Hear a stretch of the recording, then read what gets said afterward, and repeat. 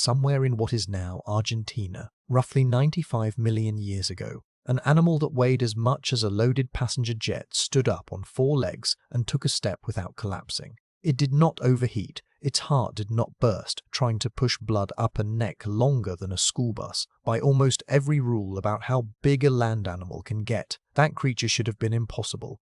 But it walked the earth for tens of millions of years, and in the 66 million years since, nothing on land has come close. Let us start with the animal that sets up the whole problem. Its name is Argentinosaurus, and it was a titanosaur, one of the long-necked plant-eaters that paleontologists group together as sauropods. Nobody has ever found a complete Argentinosaurus. What we have is a scatter of gigantic bones, first pulled out of a ranch in Patagonia in the late 1980s, including a single back vertebra taller than a grown man and a shin bone you could not wrap your arms around. From those fragments, the more careful modern estimates put this animal somewhere around 70 to 80 tons in body mass and roughly 35 to 40 meters from nose to tail. Hold that number in your head. 70 tons is about the weight of a dozen African elephants crowded onto one enormous scale. Because the skeleton is so incomplete, that mass is an educated reconstruction, not a weight anyone read off a scale. And honest paleontologists will tell you the error bars are wide. So if you want a giant we know well, meet Patagotitan, dug out of the same corner of Argentina from the bones of at least 6 individuals. Patagotitan is the most complete true colossus we have ever found. Its thigh bone alone stands taller than a person. The careful volumetric estimates land it around 57 tons.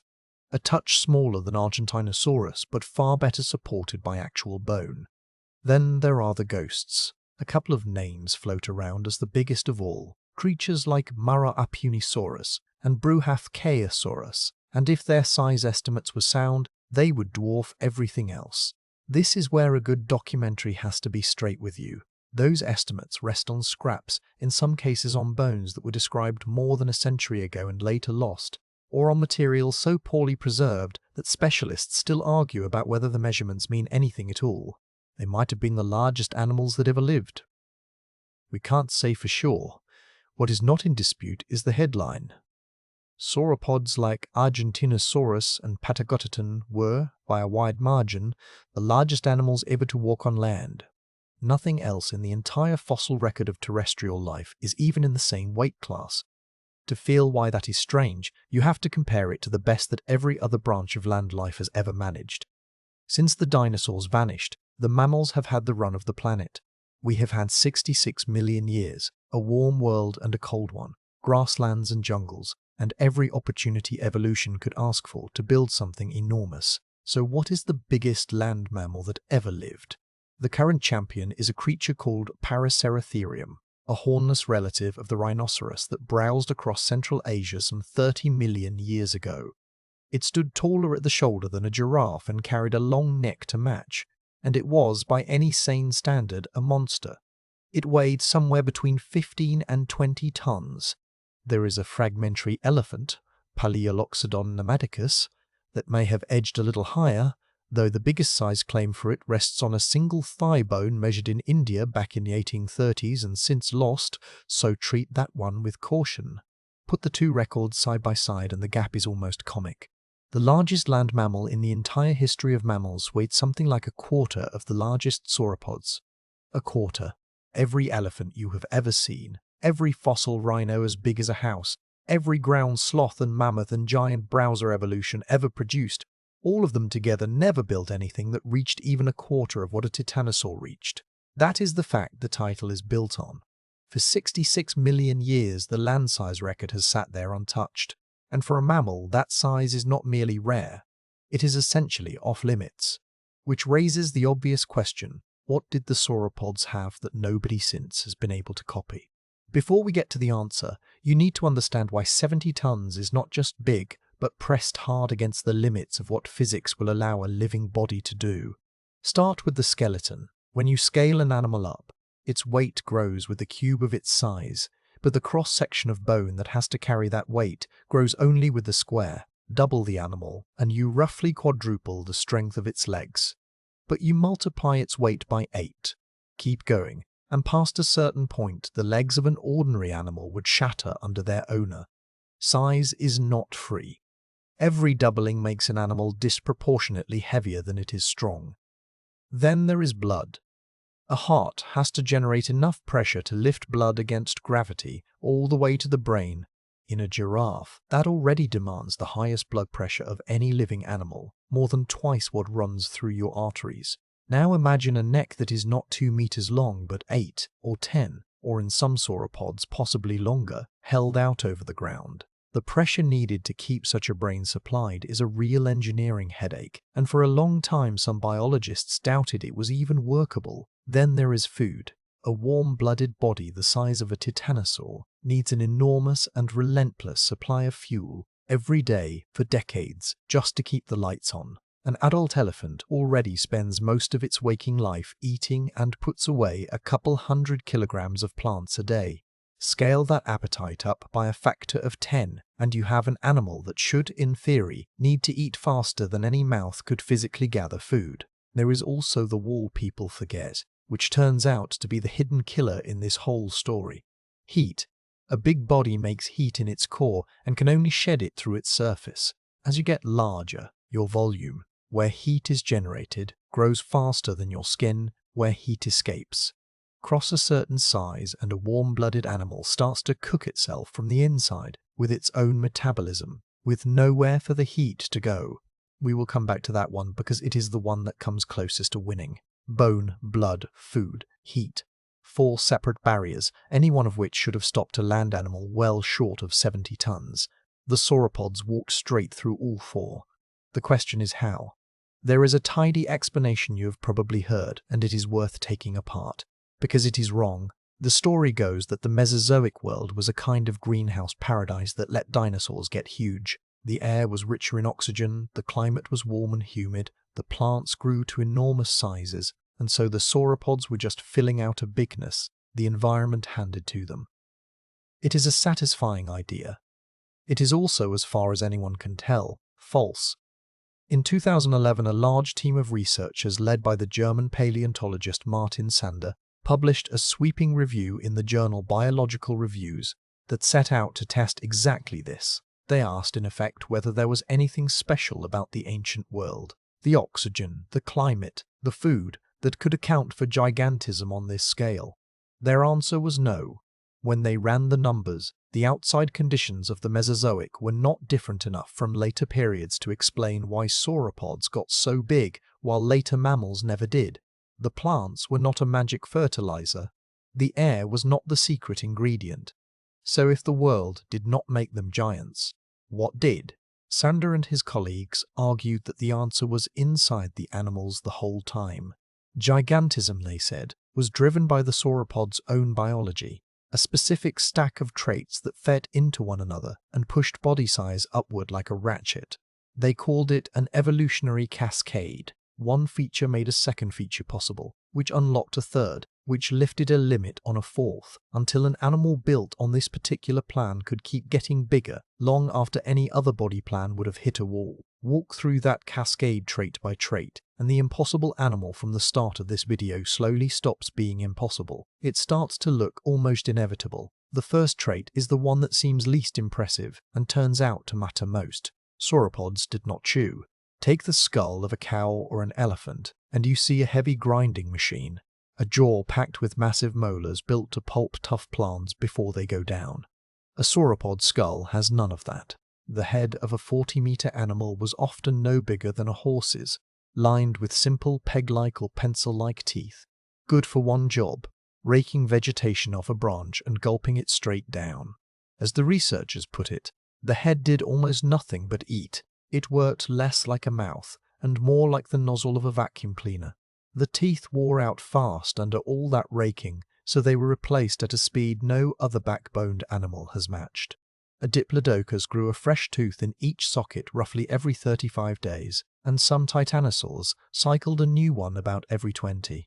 All the hard work of breaking the food down was handed off to an enormous gut, where microbes fermented it slowly over days, the same basic trick a cow uses, but in a fermentation vat the size of a small room. That one change, giving up chewing, sets everything else loose. Consider what a head is really for in a big herbivore. It carries the teeth and the jaw muscles, and all of that is heavy. A heavy head has to sit on a short, strong neck, the way an elephant's does, or the animal cannot hold it up.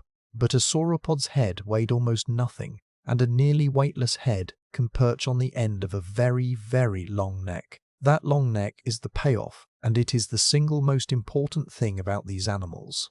A titanosaur could plant its body in one spot, like a construction crane bolted to the ground, and sweep that neck across an enormous volume of forest, hoovering up every fern and frond and leaf within reach before it ever had to take a step. Moving a 70-ton body is metabolically ruinous. Moving only your neck is cheap.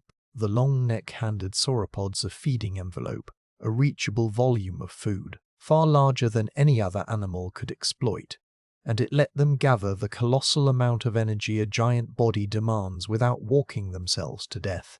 That efficiency is the engine of the whole thing. But a long neck full of solid bone would be too heavy to lift, and here the third trait clicks into place. Sauropods breathed like birds, not like us. Their bodies were threaded with a network of air sacs that pumped air through the lungs in a continuous, one-directional flow, far more efficient than our in-and-out bellows, and those air sacs invaded the bones themselves. Crack open a sauropod vertebra, and it is not solid. It is a honeycomb, mostly air, riddled with hollow chambers like the inside of a bird's bone. That pneumatic skeleton is how you build a neck 10 meters long that the animal can still raise. It made the giant lighter than it had any right to be, and the same air sac system, as we will see, doubled as a cooling machine, which is going to matter enormously in a minute. The fourth trait is speed of growth. If you have to grow from a hatchling into a 70-ton adult, you had better do it fast, because a slow-growing giant spends decades as a bite-sized target, and sauropods grew at a rate that is hard to believe. We know this because bone records growth the way a tree does, in rings and layers you can read under a microscope, and the bone histology is clear. A sauropod went from an animal you could hold in 2 hands to one of the largest creatures on the planet in something like 2 or 3 decades. There is a titanosaur called Dreadnoughtus, known from an unusually complete skeleton with roughly 7/10 of the body preserved, that already weighed about 59 tons, and the astonishing part is that its bone shows it was still growing when it died. It had not even finished. A 59-ton animal that was, in effect, a large teenager. That kind of growth demands a high, fast-burning metabolism, closer to a bird's or a mammal's than a lizard's, and it is a big part of how these animals outran the clock. The fifth trait is how they made more of themselves. A sauropod did not give birth. It laid eggs, a lot of them, and as far as we can tell, mostly walked away. No pregnancy, no years spent raising a single calf. A female could lay clutch after clutch across her long life, flooding the world with offspring. Most of those babies were eaten. It did not matter. The strategy is a numbers game, and it means a sauropod population could turn over quickly, generation after generation, which is exactly what evolution needs if it is going to keep nudging a lineage toward larger and larger size. Slow breeding animals cannot play that game. Sauropods could. Put the 5 together and the cascade snaps into focus. No chewing, so a tiny head, a huge neck, that huge neck, so an enormous feeding reach and cheap energy. Bird lungs and hollow bones, so the whole frame stays light and stays cool. Fast growth and floods of eggs, so evolution can keep pushing. Each trait props up the next, and the stack as a whole lifts an animal clean over walls that should have stopped it. The greenhouse world did not build the sauropods. Their own bodies did. So why can a dinosaur pull this off, and a mammal cannot? Why, given 66 million years and a whole planet to work with, has no mammal ever gotten within shouting distance of a titanosaur? The answer is that mammals are built wrong for it in 3 specific ways, and every one of them traces back to the same cascade running in reverse. First, the mouth. Mammals chew, and chewing is a good trick.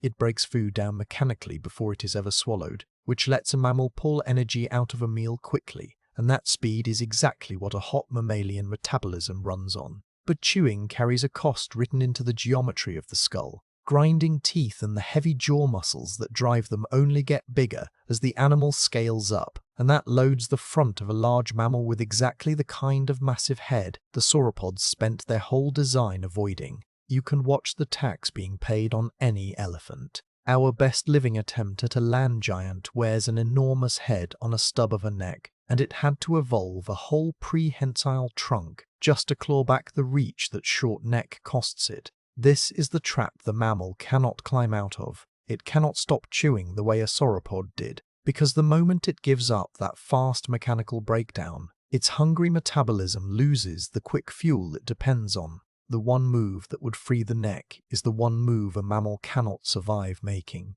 Second, mammals breathe with a dead end. Our lungs are bellows, air in and back out the same way, which is far less efficient than the bird and dinosaur flow-through system. And our bones are solid.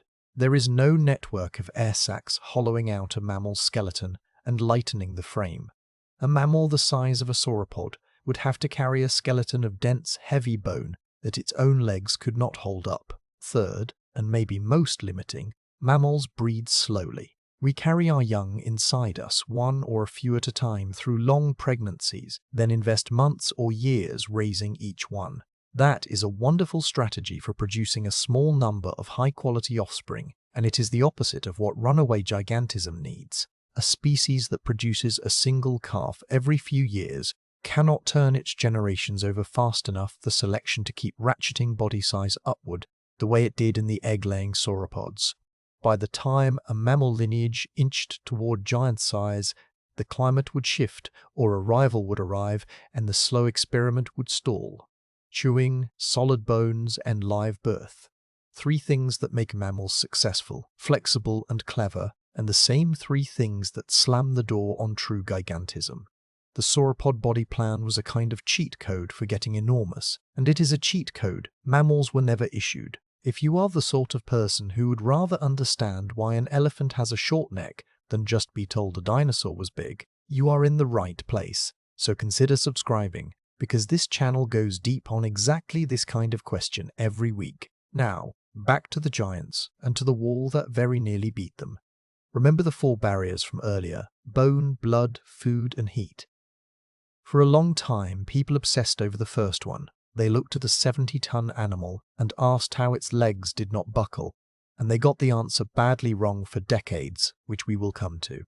But the wall that came closest to stopping the sauropods was not their skeleton. It was their own body heat. The problem, put plainly, is that a large, warm-blooded, fast-growing animal is a furnace. Its metabolism throws off heat every second of every day, and in a body this size there is nowhere near enough skin to let it all escape. What makes the sauropod case especially brutal is the growth. An animal racing from a hatchling to 50 tons in only 2 or 3 decades is running its engine flat out the whole way, and a hard-driven engine runs hot. So the very trait that lets sauropods outgrow every predator, their sheer speed of growth, also stoked the furnace they then had to survive. Back in 2006, the biologist James Gillooly and 2 colleagues built a model that estimated dinosaur body temperature from growth rate and body mass. The result was sobering. Predicted body temperature climbed with size, and by the time you reached the mass of the biggest sauropods, the model spat out a core temperature around 48 degrees Celsius. That is close to 118 degrees Fahrenheit, and it is roughly the point at which the proteins in a living body begin to come apart. In other words, the largest sauropods should have been flirting with cooking themselves alive from the inside, right at the edge of a hard biological limit. Now, that particular study has been argued over ever since, and later work has questioned whether body temperature really climbs that steeply. So treat the exact number as a best estimate rather than gospel. But the shape of the problem is real, and it reframes the whole puzzle. For a sauropod, the pressing question was never, how do the legs hold up? It was, how on earth does this animal not overheat? This is where 2 traits from the cascade pay off a second time. First, the shape. A sauropod was not a compact blob.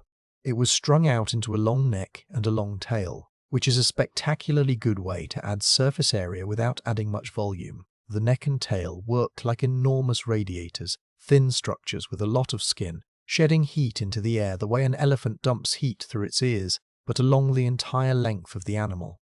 A 70-ton sphere would have cooked.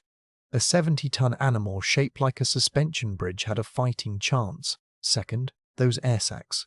The same bird-style air system that lightened the skeleton also ran air deep inside the body, alongside the spine and into the bones, carrying heat out from the core where it was most dangerous. The sauropod was, in effect, air-cooled from the inside. So the long neck was not only a feeding tool, it was part of the radiator.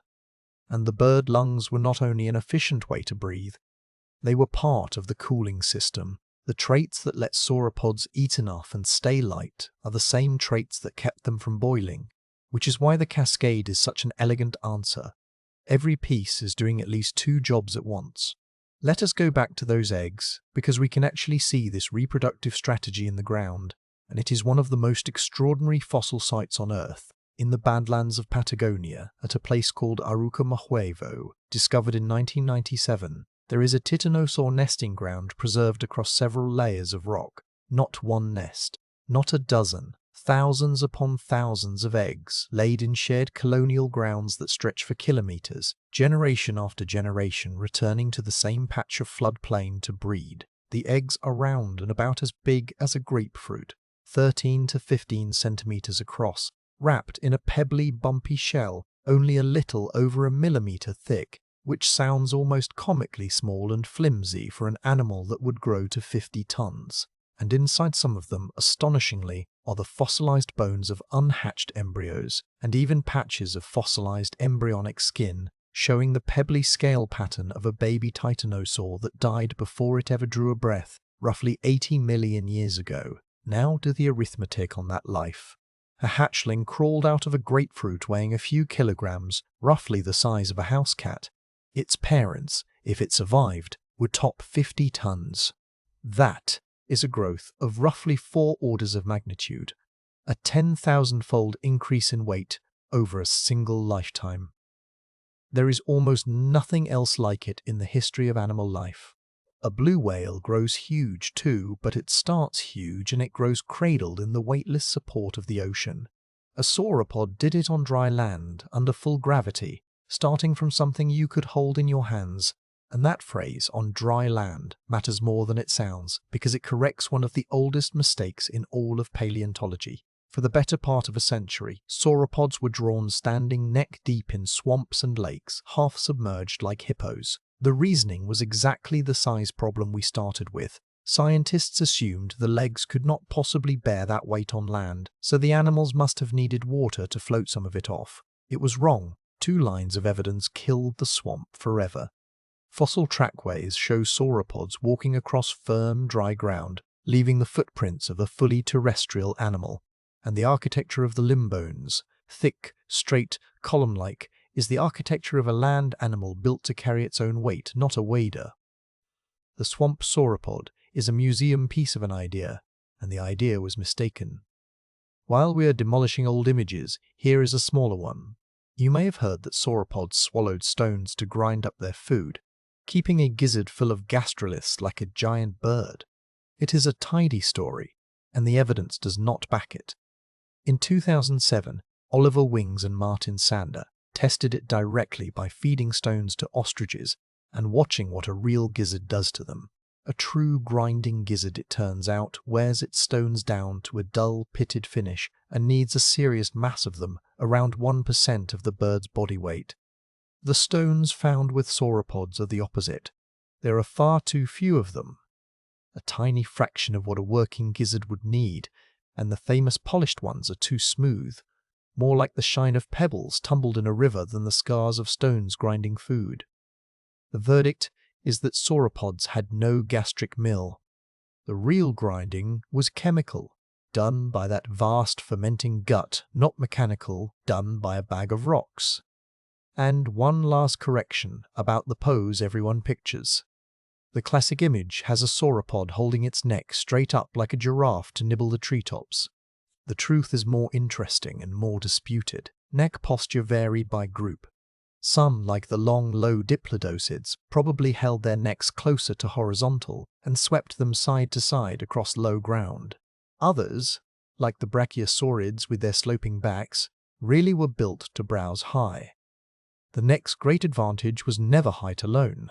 It was reach and efficiency, the ability to sweep a huge feeding zone from one standing spot, whether that zone was up in the canopy or spread across the ferns at ground level. There is one more myth to clear away, and it is about how the story ends. If these animals were such magnificent size machines, you might assume their size is what doomed them, that when catastrophe came, the biggest bodies were the first to starve. That is the natural assumption. The evidence says otherwise. Around 66 million years ago, an asteroid roughly the width of a city slammed into what is now the coast of Mexico. The popular picture is that the impact instantly stripped the planet bare, and the giants starved within days, killed by their own appetites. What actually happened was slower and stranger. That strike hurled enough dust, ash, and soot into the upper atmosphere to dim the sun across the entire globe, and it stayed dim for months, possibly years. Photosynthesis faltered, then collapsed. Food webs came apart from the bottom up, on land and in the sea, in a prolonged, freezing, sunless winter. That killer did not check anyone's body weight at the door. It took down the giant sauropods, yes, but also the horned dinosaurs, the armored ones, the raptors, the tyrannosaurs, every last non-avian dinosaur on Earth, along with the flying reptiles and vast numbers of species that had nothing to do with being big. The sauropods did not die because they were enormous. They died because the sun went out, and almost everything died with them. Which brings us back to the beginning, and to the single fact that, for me, settles the whole question of whether their size was a fluke. If sauropod gigantism had been a freak accident, a one-time roll of the dice, you would expect it to have happened once, in one lineage, and never again. That is not what the fossil record shows. Sauropods evolved to titanic size over and over, in separate branches of the family, spread across more than 100 million years and every continent on Earth. The diplodocids did it. So did the brachiosaurs. And the titanosaurs did it again and again, long after the others were gone. Gigantism kept re-emerging in this one group the way water keeps finding the same channel, because the body plan, the cascade, was built to allow it. That recurrence is the real proof. It was not a warmer world, and it was not a lucky throw. It was a particular way of building an animal, and any lineage that inherited that blueprint kept drifting, almost helplessly, toward the impossible. An animal the weight of a passenger jet should not be able to stand, or feed itself, or cool itself, or grow up in time, or breed fast enough to keep the whole improbable thing going. The sauropods did all 5 of them, over 100 million years, and no creature built any other way has matched it since. So the next time you are outside and a bird lands near you, a pigeon, a crow, a gull picking at the sand, stop and consider what it really is. Birds are dinosaurs. Real ones, the surviving branch of the same great Saurian line the sauropods belonged to. And they did not walk away empty-handed. That bird breathing in front of you runs air through its body with the very same one-directional air sac lungs, and carries the very same hollow air-filled bones that helped build the heaviest creatures ever to walk the earth. The technology that made a 70-ton titanosaur possible did not die with the asteroid. It shrank, sprouted feathers, and flew. If you enjoyed pulling this puzzle apart, there is a whole world of deep time waiting, and this channel spends every week down in it, so stick around. The impossible animals are only getting started.